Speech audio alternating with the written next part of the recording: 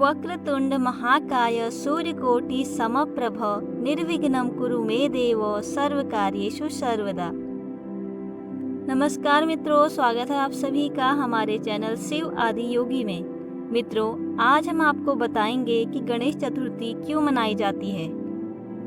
अगर आपने अभी तक हमारे चैनल को सब्सक्राइब नहीं किया है तो कृपया सब्सक्राइब कीजिए और ऐसे ही नए वीडियोज के नोटिफिकेशन के लिए बेल आइकन को भी प्रेस कीजिए। तो चलिए शुरू करते हैं। गणेश उत्सव पूरे भारतवर्ष में हर्षोल्लास के साथ मनाया जाता है। गणेश चतुर्थी से प्रारंभ होकर यह उत्सव अनंत चतुर्दशी तक भगवान गणेश की प्रतिमा के विसर्जन तक मनाया जाता है। लेकिन हम में से बहुत सारे लोग यह नहीं जानते हैं कि हम गणेश चतुर्थी क्यों मनाते हैं। यह बात तो ज़्यादातर लोग जानते ही हैं कि भगवान गणेश शिव और पार्वती के पुत्र हैं। वो ज्ञान, समृद्धि और सौभाग्य के प्रतीक हैं। भारत में लोग कोई भी नया काम शुरू करने से पहले भगवान गणेश की पूजा करते हैं। भगवान गणेश को विनायक और विघ्नहर्ता के नाम से भी बुलाया जाता है।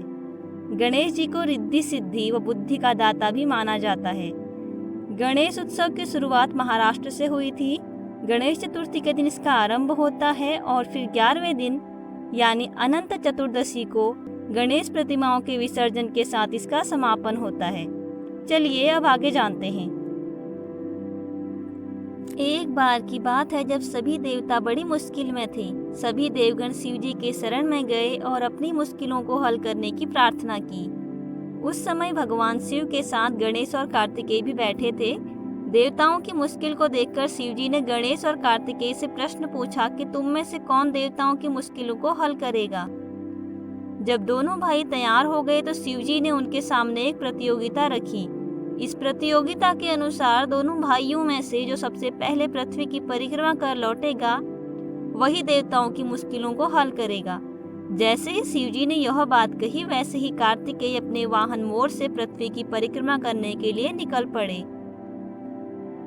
क्योंकि गणेश भगवान का वाहन चूहा है और उनका शरीर स्थूल है, तो भगवान गणेश कैसे परिक्रमा कर पाते। तब भगवान गणेश जी ने अपनी बुद्धि और चतुराई से अपने पिता भगवान शिव और माता पार्वती की 3 परिक्रमा की और हाथ जोड़कर खड़े हो गए। तब भगवान शिव ने कहा कि तुमसे बड़ा और बुद्धिमान इस पूरे संसार में और कोई नहीं है। माता और पिता की 3 परिक्रमा करने से तुमने तीनों लोकों की परिक्रमा पूरी कर ली है और इसका पुण्य तुम्हें मिल गया जो पृथ्वी की परिक्रमा से भी बड़ा है। इसलिए जो मनुष्य किसी भी कार्य को आरंभ करने से पहले तुम्हारा पूजन करेगा उसे किसी भी प्रकार की कठिनाइयों का सामना नहीं करना पड़ेगा।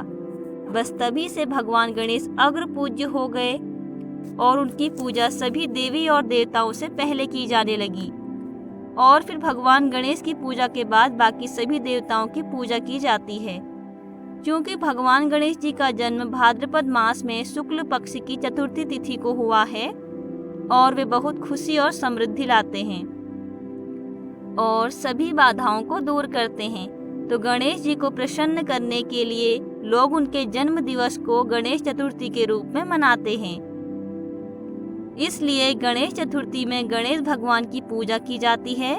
गणेश चतुर्थी को मनाने वाले सभी श्रद्धालु इस दिन स्थापित की गई भगवान गणेश की प्रतिमा को 11वें दिन अनंत चतुर्दशी के दिन विसर्जित करते हैं और इस प्रकार गणेश उत्सव का समापन किया जाता है।